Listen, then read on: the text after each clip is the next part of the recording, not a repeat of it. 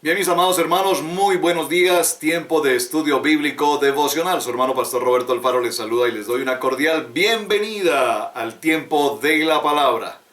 Amar la palabra, aprender la palabra y vivir la palabra. Recuerden, acompáñenos a través de radiogénesis.tv, a través de Vivo para Cristo TV, a todos los hermanos en Suecia, Estocolmo, bendiciones. Y también recuerde, por favor, visitarnos a través del YouTube, Radio Génesis 128. Allí encuentra usted todos, absolutamente todos nuestros videos en el orden cronológico como se han ido presentando. Absolutamente todos están allí disponibles. Muy bien, vamos con nuestra historia del libro de Éxodo y acompáñeme por favor en el libro de Éxodo en el capítulo 3. Por favor, leamos a partir del verso 11 para retomar nuevamente nuestra historia. Dice esta palabra: Entonces Moisés respondió a Dios: ¿Quién soy yo para que vaya a Faraón y saque de Egipto a los hijos de Israel? ¿Cuál es la misión? Sacar de Egipto a los hijos de Israel. Y él respondió: Ve, porque yo estaré contigo. Por favor, subraye la expresión yo estaré contigo. Gracias a todos ustedes, hermanos, que me escribieron sus testimonios y me comparten lo que ha significado en sus vidas, en sus ministerios, el llamamiento. Muy importante recordar a cada uno de ustedes, quienes hoy están prestando este servicio en el ministerio, en sus congregaciones y en tantos ministerios, en misiones y demás.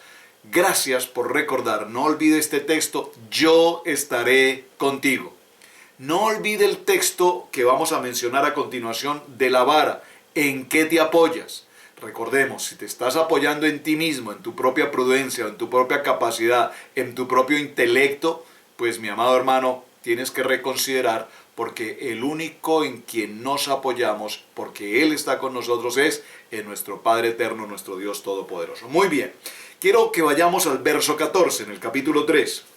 Y respondió Dios, veamos el verso 13. Dijo Moisés: He aquí que yo llego a los hijos de Israel y les digo: El Dios de vuestros padres me ha enviado a vosotros. Si ellos me preguntaren ¿cuál es su nombre?, ¿qué les responderé?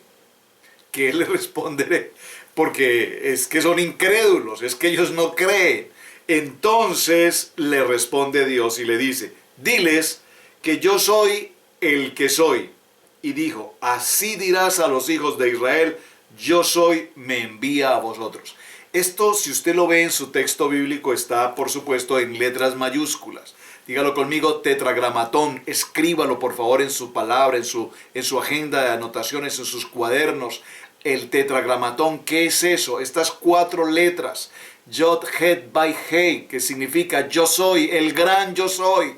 La primera vez que aparece, no se presentó con Abraham, no se presentó con Isaac, no se presentó con Jacob. Se está presentando por primera vez en la vida de Moisés. Muy importante, porque a partir de esta historia, todo lo sobrenatural lo empezamos a ver ahora. Hemos visto, por supuesto, Dios le habló a Abraham, por supuesto que sí se presentó con Jacob, por supuesto que se presentó con Isaac, sí, el Dios Adonai, el Dios Elohim, pero aquí es el yo soy, el gran yo soy, nuestro Padre eterno, Hashem, el Todopoderoso. Por eso es importante que usted resalte este texto.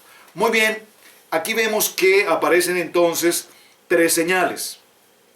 Las 3 señales que él lleva, ¿cuáles son? Y dijo Dios: ¿qué es eso que tienes en la mano? Una vara. Muy bien, toma esa vara, lánzala a la tierra, se convertirá en una serpiente, que indica que todo aquello en lo que nosotros nos apoyamos será una tipología de Satanás. No nos podemos apoyar en nada distinto que no sea el propósito, el plan y el poder de la palabra. Eso es en lo que nosotros nos apoyamos, porque el Señor dijo: yo estaré contigo. Número 2, coloca tu mano en tu seno. Y colocó su mano en su seno, y al sacarla, he aquí que su mano estaba leprosa como la nieve. Y dijo: vuelve a meter tu mano en tu seno. Y él volvió a meter su mano en su seno, y al sacarla de nuevo del seno, he aquí que se había vuelto como la otra carne. ¿Y qué es? Esta segunda señal realmente es una señal más de carácter personal a Moisés. Le estaba diciendo el Señor: eso somos nosotros, somos pecado, somos pecaminosidad, somos esa debilidad, somos esa iniquidad, somos esa transgresión, eso somos.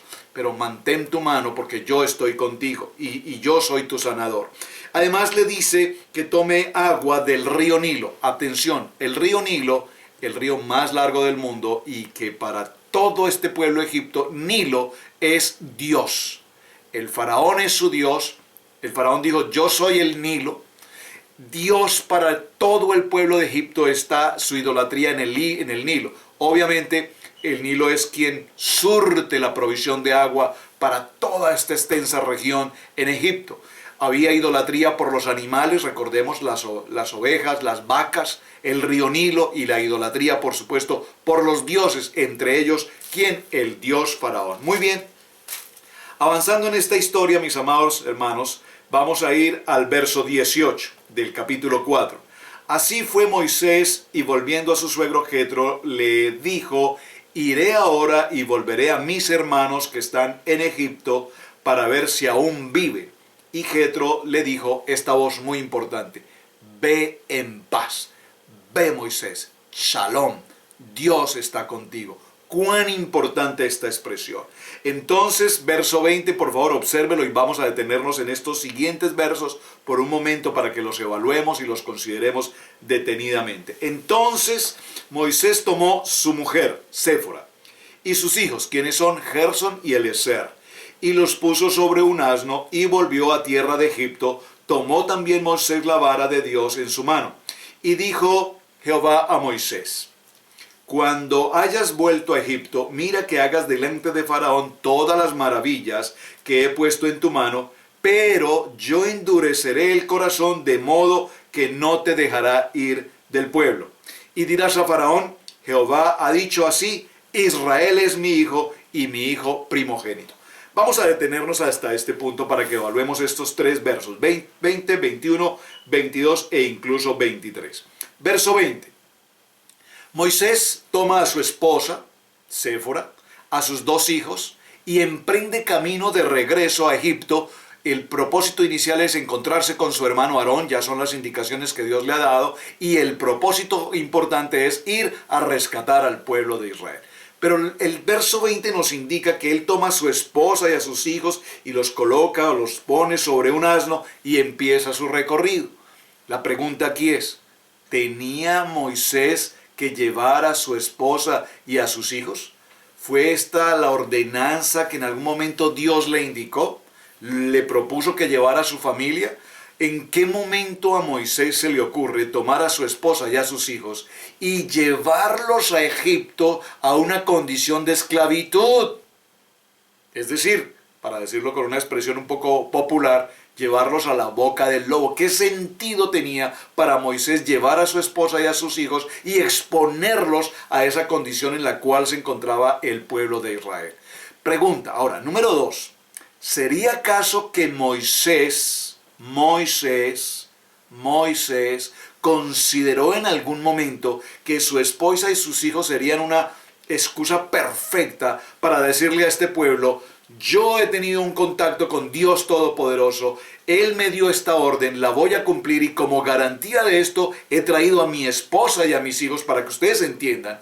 Yo no soy tan tonto de traer a mi familia para exponerla a esta esclavitud, porque yo tengo la certeza en mi corazón, porque Dios me lo dijo, que saldremos de esta esclavitud y allí saldré junto con mi esposa y con mis hijos. Posiblemente la estrategia de Moisés fue querer mostrarle a los hebreos que él evidentemente traía a su familia como una carta de garantía. ¿Por qué es tan importante esto? Vamos a verlo a continuación.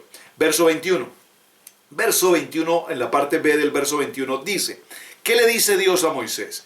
Yo endureceré el corazón de Faraón, de modo que no dejará ir al pueblo. Un momento, vamos despacio. Esto tenemos que leerlo con absoluto discernimiento. Dios, ¿me estás enviando a ser el libertador, a sacar al pueblo después de 210 años de esclavitud? ¿Me estás diciendo que ahora tú lo que vas a hacer es que a cambio de facilitarme las cosas, lo que vas a hacer es endurecer el corazón del faraón de tal manera que no permita salir al pueblo de esa esclavitud? Observen esto. El faraón, cuando entremos a los siguientes capítulos y hablemos de las 10 plagas, nos daremos cuenta que cuando Moisés se presenta y ahora hace el reclamo y la solicitud de que permita salir al pueblo, Faraón ya le va a decir que no, porque ya Dios aquí le indicó a Moisés que evidentemente el corazón de Faraón estará endurecido y no les permitirá salir. No entiendo. Señor, tú me llamas a plantar una obra, tú me llamas a un ministerio y a cambio de facilitarme la labor del ministerio, endureces el corazón de todas las almas a mi alrededor. ¿Cómo puedo crecer una obra? ¿Cómo puedo crecer la iglesia si has endurecido el corazón de tanta gente? ¿Cómo podemos alcanzar almas si el corazón de ellos está endurecido? Esto es muy importante, muy importante. Sigamos leyendo porque ya encontraremos la respuesta un poco más adelante. Te he dicho que dejes ir a mi hijo para que me sirva más, que avancemos aquí en este punto, observe, para que me sirva, mas no has querido dejarlo ir. He aquí, yo voy a matar a tu hijo primogénito. Ya Dios le ha anticipado a Moisés que en el momento en que Faraón no permita la salida del pueblo de Israel, entonces Dios tomará una decisión, o ha tomado una decisión, y es matar al primogénito de Faraón. ¿Cuándo va a suceder eso? Cuando lleguemos a la plaga número 10, vamos a repartirlas en un orden establecido, cuán importantes son, porque mencionamos tanto esto de las plagas, la sangre, la rana, los piojos, las moscas, las muertes, las pestilencias de los animales, el río con sangre, todo esto que estamos viendo, la sarna, la oscuridad. ¿Y qué es tan importante? ¿Por qué Dios permitió todo esto? Permítame a propósito parafrasear esta frase que usted debe tener muy presente en su corazón. Dios utilizó 10 dichos para la creación. Y dijo Dios, 10 ocasiones. Número 2, ahora Dios permite 10 plagas que tienen que ver. ¿Qué tienen que ver estas 10 plagas? En que ahora Dios se ha reconocido. Yo soy Dios. Yo soy el único y ustedes me van a reconocer. Estas 10 plagas van a llegar a esa conclusión. Finalmente, ahora lo veremos un poco más adelante, Dios en el monte Sinaí ahora nos entrega 10 mandamientos que permiten entonces un manual de vida, de instrucción para la vida del hombre, de la familia, de la comunidad. Lo veremos más adelante. Número 10, cuán importante. Ahora bien, y aquí hay algo que quiero que resaltemos por favor en el verso 22. Dirás a Faraón, Jehová ha dicho así. Israel, por favor, léalo conmigo. Éxodo capítulo 4, verso 22. Israel. No dice América, no dice Rusia, no dice España, no dice Francia, no dice Colombia, dice Israel. Por favor, léalo conmigo. Verso 22. Jehová ha dicho así. Israel es mi hijo, mi primogénito. Por favor, subraye este texto bíblico y si es posible, guárdelo ya mismo en su corazón.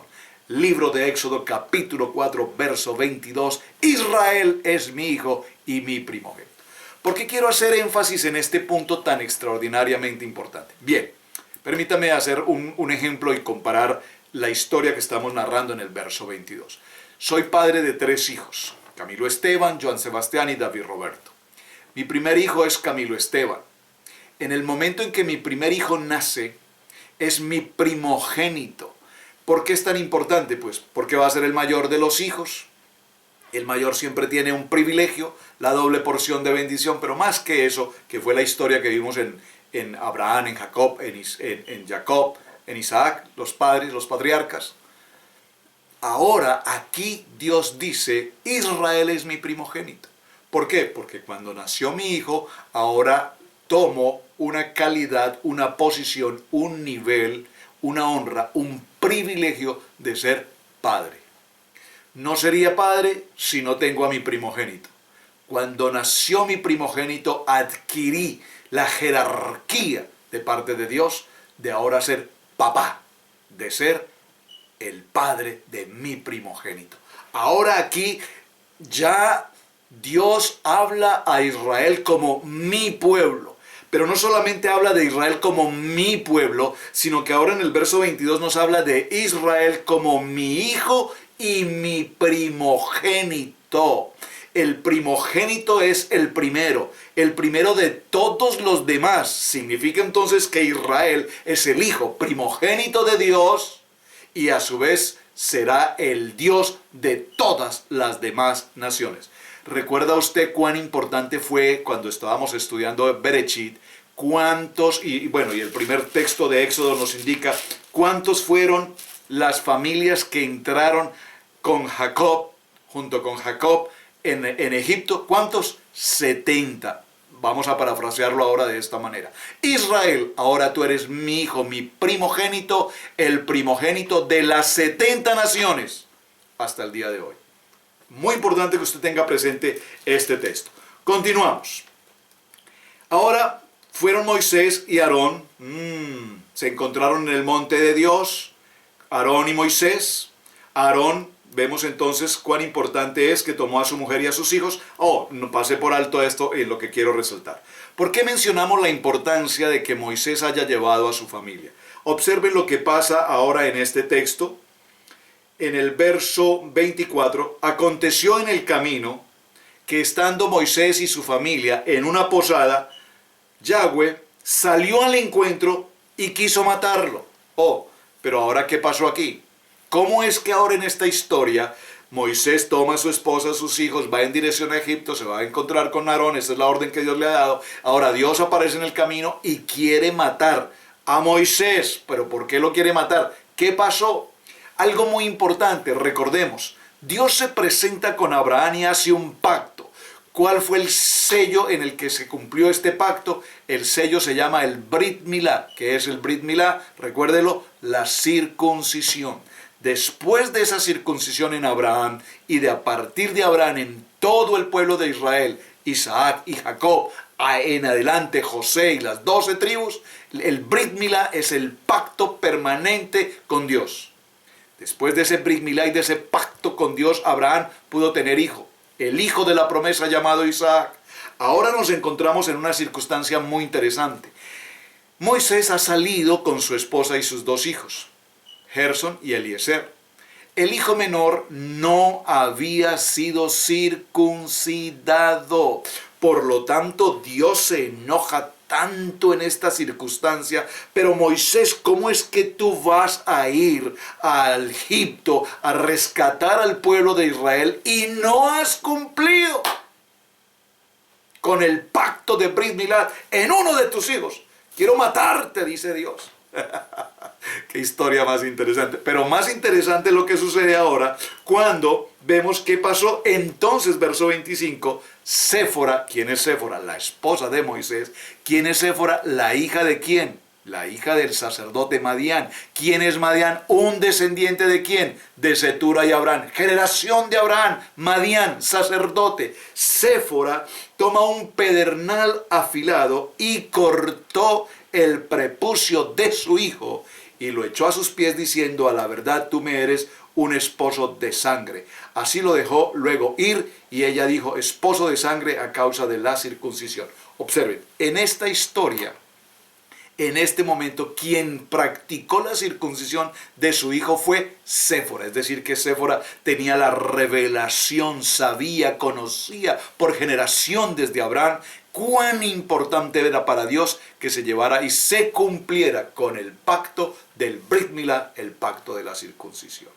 Aquí hay un pacto de sangre, aquí hay sangre, luego veremos la expresión sangres que aparece en plural. ¿A qué se refiere la expresión sangre? Lo veremos un poco más adelante. Pero quiero resaltar que en este momento, después del Brit Milá, entonces Séfora y sus hijos regresaron a casa con su abuelo, con su padre, el sacerdote Madián. ¿Por qué? Bueno, no lo dice puntualmente aquí. Y luego los dejó ir. ¿Por qué? Porque más adelante veremos cuando Moisés sale con el pueblo, ahora se encuentran en el desierto junto con su suegro y con su esposa y con sus hijos. Ahora necesitamos que Moisés avance, y con un niño en Brit Milá, apenas en el proceso del Brit Milá, el retraso sería tremendo. Por lo tanto, Dios necesita que avance. Y aquí ahora a continuación Moisés continúa, se encuentra con Aarón, le cuenta todo lo que ha pasado, todo lo que Dios ha dicho, todo lo que tiene que hacer. Verso 29. Y fueron Moisés y Aarón y se reunieron con todos los ancianos de los hijos de Israel, y habló Aarón acerca de todas las cosas que Yahweh les había dicho a Moisés, e hizo las señales delante de los ojos del pueblo. Verso 31. Y el pueblo creyó. Por favor, subraye aquí la palabra creyó. Esta expresión creyó, vamos a decirlo en este término, emuná. Por favor, escríbalo, subráyalo en su Biblia. Escríbalo, emuná. El pueblo creyó. Veamos dos aspectos importantes. Número uno, cuando vino la muerte del faraón, los primeros 2 capítulos de Éxodo, ¿qué hizo el pueblo de Israel?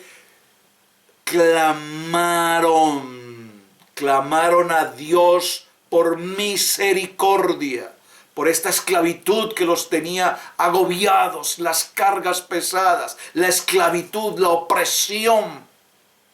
Clamaron. Y Dios, dice el texto, escuchó el clamor de sus hijos, de mi pueblo, dice, escuché el clamor de mi pueblo. Número 1. Número 2, ahora se reúnen los ancianos. Moisés narra lo que ha sucedido allí frente a la zarza ardiente. Les muestra las señales. ¿Cuáles señales? La vara se convierte en serpiente, la mano se convierte en una mano leprosa, y la muestra del agua de sangre. El agua que se convierte en sangre, el agua del río Nilo.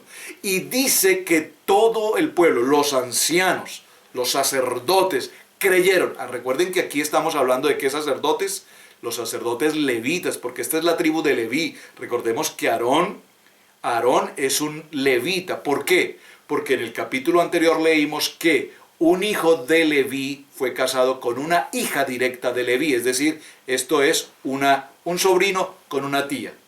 ¿Quién es ese sobrino? Ese varón se llama Amram. ¿Cómo se llama ella? Se llama Jocabed. ¿Dónde vamos a ver eso? Enseguida, aquí mismo nos lo va a narrar nuevamente el libro de Éxodo. ¿Por qué es tan importante esto? Es muy importante porque ahora ellos creyeron, dígalo conmigo, emuná, es decir, que ya tenían tefilá, clamaron. Número 2, ahora hacen el techuvá, es decir, ahora creen, tienen emuná.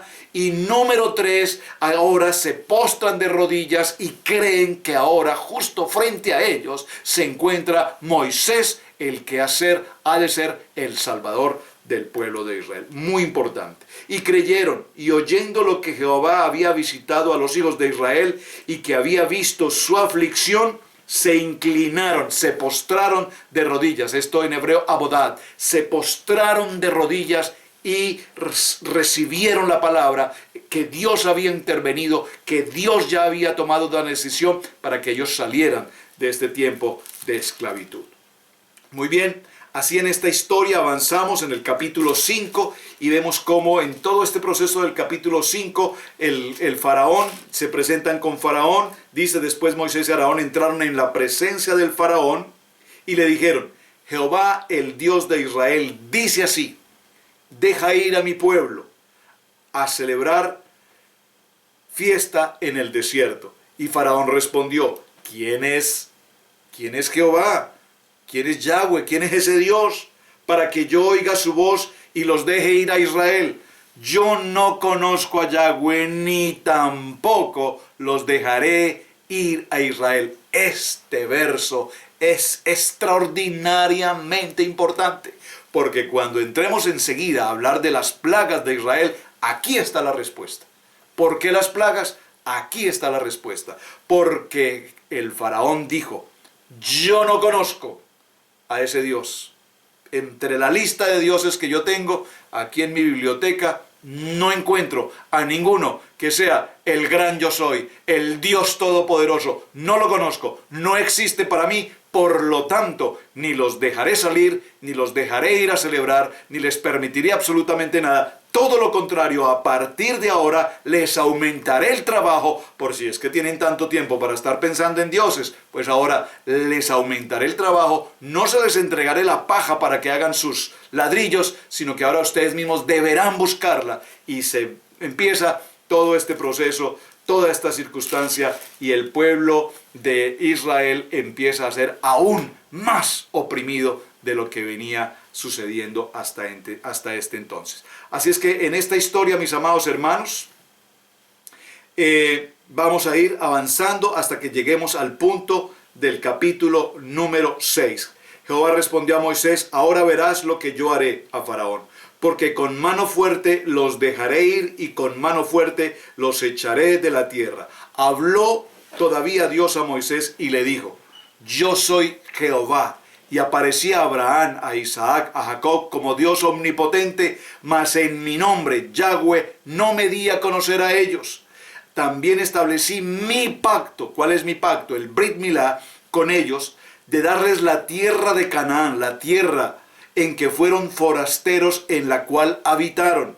Y por favor, esta promesa de Dios es precisamente lo que Dios está haciendo ahora con el pueblo de Israel, permitirle salir de esa esclavitud, porque Dios es un Dios de pactos. Dios es un Dios de promesas. Y si Él dio una promesa y dijo que esa tierra sería entregada para que el pueblo de Israel la habitara en propiedad permanente, sempiterna, esa promesa se tiene que cumplir. Y aquí vemos entonces el proceso por el cual esta promesa empieza a tener cumplimiento. Por tanto dirás a los hijos de Israel: yo soy Yahweh, y yo os sacaré de debajo de las tareas pesadas de Egipto, y os libraré de su servidumbre, y os redimiré. Por favor, subraye: redimiré, redimiré, porque todo éxodo es redención. Y os redimiré con brazo extendido y con juicios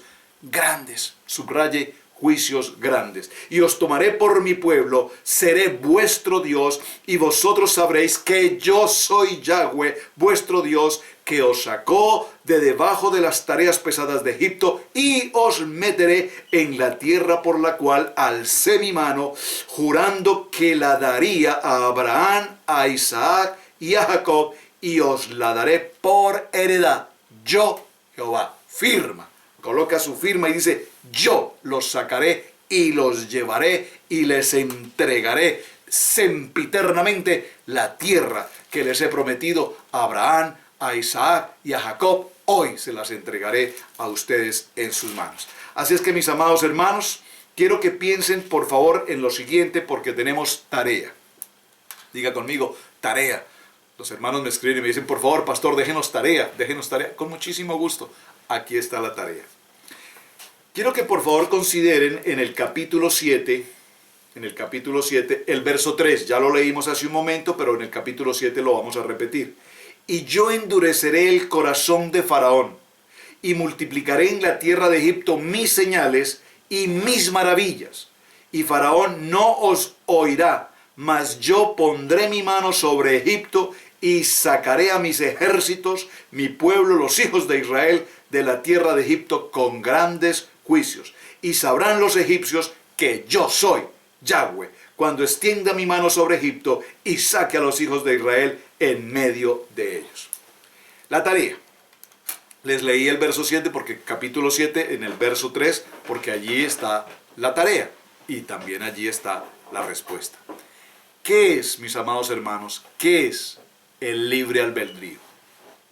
¿Qué es libre albedrío? Estoy seguro que usted ha escuchado esta expresión en muchas ocasiones. Libre albedrío, libre albedrío, libre albedrío. ¿Qué es libre albedrío? Les recomiendo por favor que vayan a Génesis desde el capítulo 1, porque desde el capítulo 1, en el proceso de la creación, Dios nos da el libre albedrío. Si tenemos claridad hoy qué es libre albedrío, entonces podemos continuar entendiendo ahora qué son las plagas, por qué las plagas, cuál es el objetivo de esas plagas. Liberar al pueblo de Israel, sacarlos de la esclavitud. ¿Fue ese el propósito de las 10 plagas? ¿Cuán importantes son cada una de ellas? Las mencionamos y las pasamos tal vez muy rápido al mencionar la sangre, las ranas, la oscuridad, las sarna, las pestilencias, los moscos, los piojos. Todo esto lo mencionamos y pareciera ser que es tan simple y tan rápido. Estuve observando un video muy interesante de History Channel respecto precisamente al origen científico, lo que los científicos plantean al origen de las plagas, cuán lejos están de lo que la Biblia nos dice. Pero así es la ciencia siempre procurando darnos a entender que esto no fue más que una fábula y que tal vez por circunstancias totalmente climatológicas, de carácter geográfico, de carácter de tierra y demás componentes, se produjeron las plagas. Pero llegaron a una en la que no pudieron definitivamente encontrar la respuesta, en la plaga número 10. Las demás las pudieron establecer, científicamente tratan de probarlas. Pero cuando llegaron a la prueba número 10, a la plaga número 10, la muerte de los primogénitos, los científicos hasta este día no encontraron respuesta. La respuesta es simplemente emuná, creer que lo que está escrito, escrito está, porque está escrito de la mano de Dios. Así es que tarea, ¿qué es libre albedrío? Y dependiendo de sus respuestas, podemos avanzar y adentrarnos a ese tema apasionante de las 10 plagas que sé que les va a gustar muchísimo, porque hay gran profundidad y revelación en esta historia. Mis amados, su hermano Pastor Roberto Alfaro les saluda. Muchísimas gracias por sus mensajes, gracias por compartir el video y de manera especial les recuerdo, por favor visiten en YouTube Radio Génesis 128 y allí están todos los videos. Permanentemente ustedes me solicitan, no logré ver el del día lunes, el día martes, el día miércoles. Yo procuro desde luego reenviarlos, pero mucho más fácil, vayan a nuestro portal y ahí están todos absolutamente disponibles. Shalom, bendiciones, un muy buen día. Gracias por su tiempo, gracias por compartir el estudio bíblico devocional. Bendiciones.